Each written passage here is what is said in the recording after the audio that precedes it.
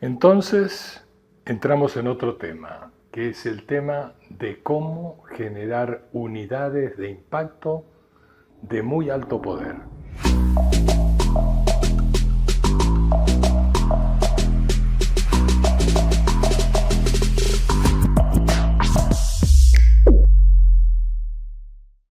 Y ahí entran en juego la capacidad de generar complicidades, entran en juego la capacidad de meter ironía en un mensaje supuestamente serio, la capacidad de forzar una respuesta que no le conviene dar a la otra campaña. Y para esto, el arma más poderosa que podemos tener entre las manos es el meme. El meme tiene una capacidad de romper esquemas enorme. Puede saltarse cualquier planteo serio y puede operar como si fuera un torpedo debajo de la línea de flotación de cualquier candidatura o cualquier campaña. En el último episodio electoral, digamos Planeta Grande, vimos una cantidad de memes particularmente jugando en los últimos momentos de campaña. En esos memes se lograba producir en la otra campaña una irritación tan grande que conducía a tomar decisiones equivocadas. Veamos algunos ejemplos. Memes que entran en juego sobre un lapsus que tuvo un candidato, sobre un error, sobre una falta de atención, sobre un quedarse dormido en medio de una reunión o en medio de una entrevista. Caso Biden. Ahí tenemos el caso de memes que se enganchan de una actitud torpe, forzada quizás por una circunstancia natural de edad o de lo que sea, en un candidato que en otros momentos tenía una capacidad de juego mucho mayor que la que tuvo en el momento en que fue interceptado por ese meme. Y luego tenemos memes que potencian actitudes de, digamos, de choque, de fuerza. No nos olvidemos que el componente machista, por decirlo así, juega muy fuerte en muchas campañas, particularmente cuando hay electorados irritados. Y ahí entramos en memes que explotan positivamente cosas como las salidas que tiene un Donald Trump, cosas como las bestialidades que dice un Javier Milei o que en un pasado dijo un Jair Bolsonaro, que explotan positivamente para sus audiencias. No olvidemos lo que decíamos antes, que es trabajar sobre aquellos que ya están con nosotros y seducir a los que están indecisos. Y estos memes tienen una gran capacidad de potenciar el mensaje, de operar como caja de resonancia de momentos cumbres de esa campaña o de ese candidato o candidata y lograr el impacto que necesitamos para forzar una situación, a veces un estancamiento en las encuestas, y lograr que la campaña se encauce en la dirección que necesitamos que se encauce. Hay un punto para observar, y es, en tanto la comunicación tradicional, la comunicación aire que llamamos, radio, televisión, medios gráficos, era una comunicación que leía lo que había pasado, es decir, como que repasaba el pasado. La comunicación digital, la comunicación en redes, es una comunicación instalada en el presente. Es una comunicación permanentemente operando como aquello que nos enseñó en momentos importantes la televisión o los noticieros, que era en vivo y en directo. Las redes operan en vivo y en directo. Y a su vez operan como una operación en conjunto de la gente. No es ya la verticalidad aquella en que un emisor nos decía algo para que nosotros conectáramos, decodificáramos, estuviéramos de acuerdo, no comentáramos posteriormente. Las redes operan por sí mismas y cada persona que está conectada a la red está operando como un emisor. Incluso ocurre en este factor de la dinámica de las redes que una información puede estar siendo generada por un noticiero de televisión aire, televisión abierto, pero su verdadero potencial es la repercusión que está teniendo en la comunicación en redes. Es decir, lo que simultáneamente con la generación del hecho del hecho noticioso, de la noticia, está produciéndose en las redes, en esa horizontalidad de comunicación que son las redes. Esta dinámica de las redes, con sus particularidades, las redes más estéticas, las redes más sociales, más como generadoras de intimidades, más del barrio, como es una Facebook, por ejemplo, que es más como la vida barrial, la cuadra, esa cosa. Las redes agresivas, las redes de presión, de bullying, ¿no es cierto? Como es el caso de X, hoy X antes Twitter, ¿no es cierto? Son redes que producen con su propia dinámica incidencias sobre otras redes y sobre el estado de percepción de la gente con respecto a qué le conviene y qué no le conviene, qué le interesa y qué no le interesa. Y hay redes que tienen particularidades que son las de básicamente generar una atención que conduce a buscar mayor información en otro lugar, particularmente en los buscadores grandes, en Google, por ejemplo, ¿no es cierto? Que es el caso de la operación histórica de un TikTok. TikTok concentraba la atención sobre algo y generaba la inquietud de querer saber más sobre eso. Twitter también lo producía, pero TikTok tuvo la particularidad de generar este efecto en audiencias que estaban marcadas por la apatía, más que por el interés de conectar con los temas que nos podrían interesar que conecten. Entonces hay un cuadro que está compuesto de estos dos elementos, el que emite, el que recibe.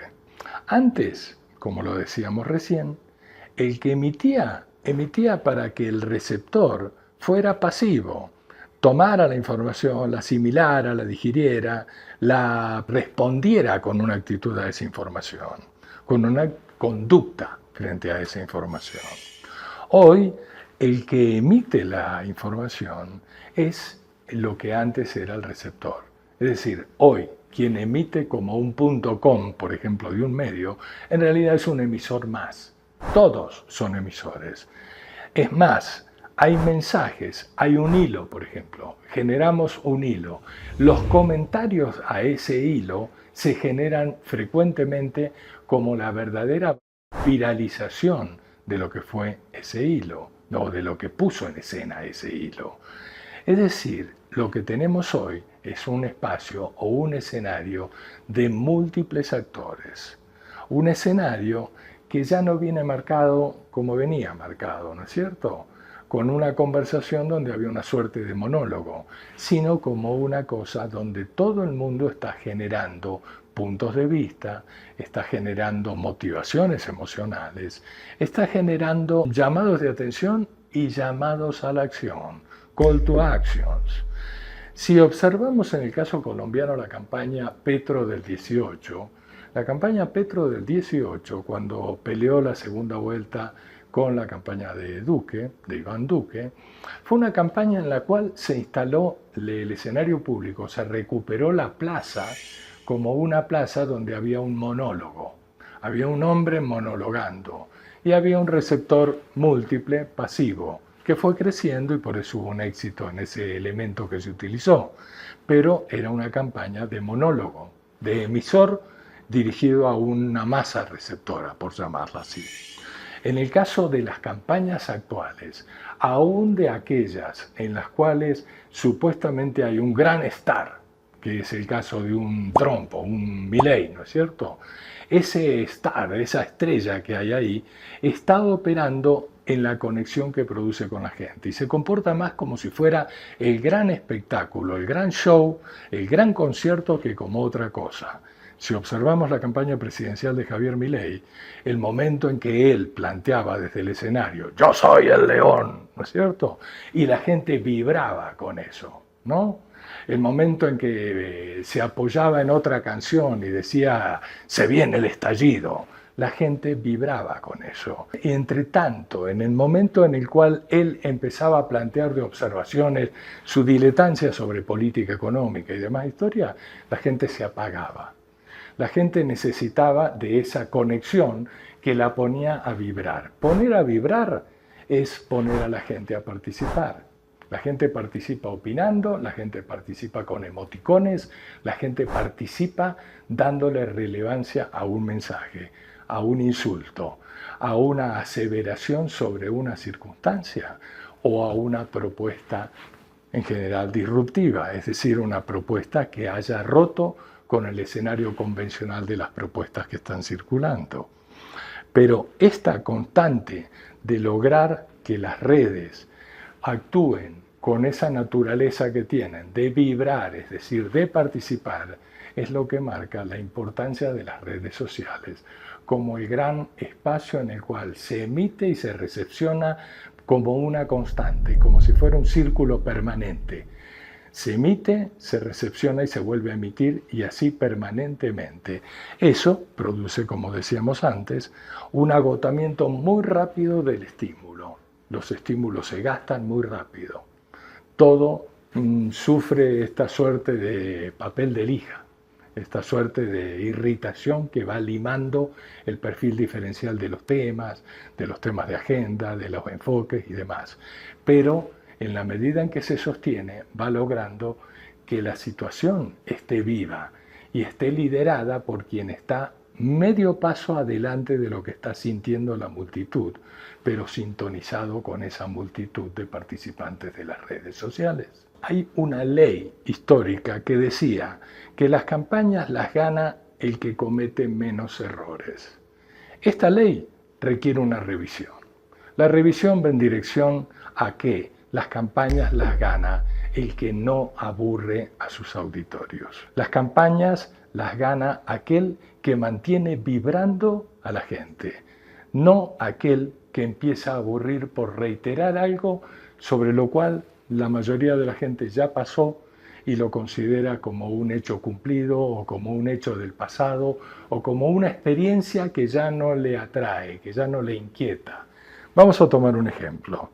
En el caso Argentina, la última campaña presidencial, hay un mensaje de Sergio Massa. Acuérdense que la segunda vuelta se dirime entre Sergio Massa y Javier Milei. Mensaje final de Sergio Massa es un mensaje en el cual anuncia en un lenguaje de publicidad convencional, muy bien producido, muy bien hecho, impecable, la Argentina que viene. Se viene otra Argentina, hay una Argentina que viene, y a la cual vamos al encuentro votando por Sergio Massa, es decir, un recurso de publicidad convencional total. Frente a eso, una irrupción constante de mala educación, de cosa incorrecta políticamente, incorrecta socialmente, incorrecta desde todo el punto de vista, pero absolutamente inquietante, como un insulto permanente vibrando en el aire, que es la campaña de Javier Milei. Y Javier Milei, en el momento en que le enfocan esta estrategia de la Argentina que viene, suelta un mensaje que se apoya en algo que se está señalando sobre él, que evidentemente da motivos para pensar eso, que es un personaje que tiene un desfase mental raro. Entonces la campaña dice, ¿es malo estar loco? ¿Somos locos? Sí, somos tan locos como para habernos atrevido a hacer no sé qué. Somos tan locos como para haber ganado el Campeonato Mundial de Fútbol. Somos tan locos para haber producido tal cosa. Somos tan locos.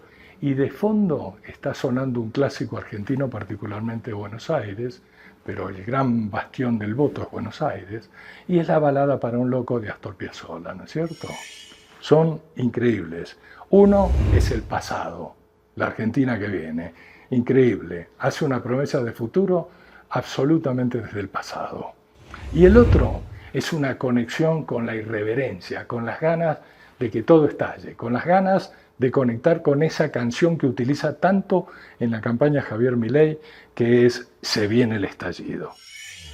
¡Vamos a ver el estallido! De mi guitarra, de tu gobierno, también. Se viene el estallido, ¡vamos! Se viene el estallido. Aunque todo esto que estamos hablando en sí mismo implica recomendaciones de cómo moverse, cómo actuar, cómo tomar decisiones para jugar, hay algunas cosas particulares que es bueno subrayar. Por ejemplo, utilizar las redes para identificar crisis que se vienen. Es como eso de salir a la calle y mirar el cielo para ver si hay nubes oscuras y decir mejor salgo con paraguas. Identificar en las redes por dónde puede venir la situación conflictiva o por dónde puede venir una situación favorable para una movida de mi parte. Utilizar las redes para anticiparme. Acuérdense de algo que es clave. Quien tiene el mayor potencial ganador es quien está logrando que el otro lo esté siguiendo o le esté respondiendo o se esté justificando frente a lo que esta persona que tiene la delantera está planteando. Entonces, dentro de este esquema, volvemos al punto. Utilicemos las redes para identificar por dónde está el tema en el cual debo meter la mano para lograr lo que quiero lograr.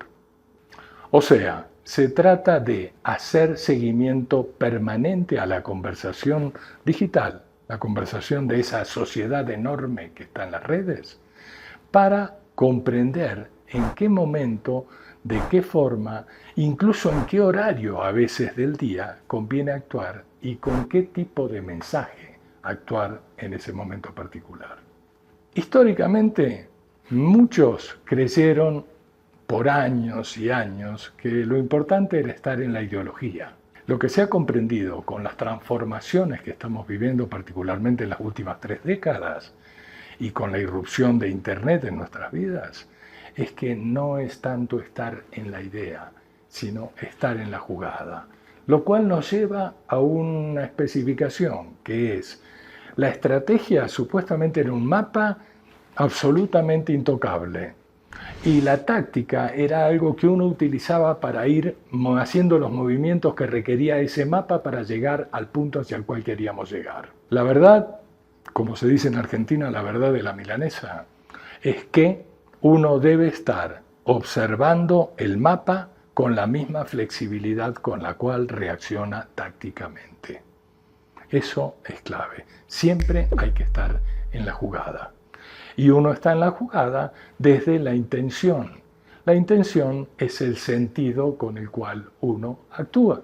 Y volvemos a la síntesis del sí y el no. Lo que sí debes hacer es sostener la autenticidad. Mantenerte permanentemente fiel a quien sos, fiel a tu esencia. Y lo que no es evitar disfrazarse. Entonces no te disfraces de nada. No hagas aquello que no deberías hacer. No hagas aquello que no sea coherente con quien sos y con la unidad de cómo percibís el mundo siendo quien sos. Síntesis. Sí, autenticidad. No el parapeto que dicen en Venezuela. Es decir, no el disfrazarte de algo, el esconderte de algo que no es lo que vos sos.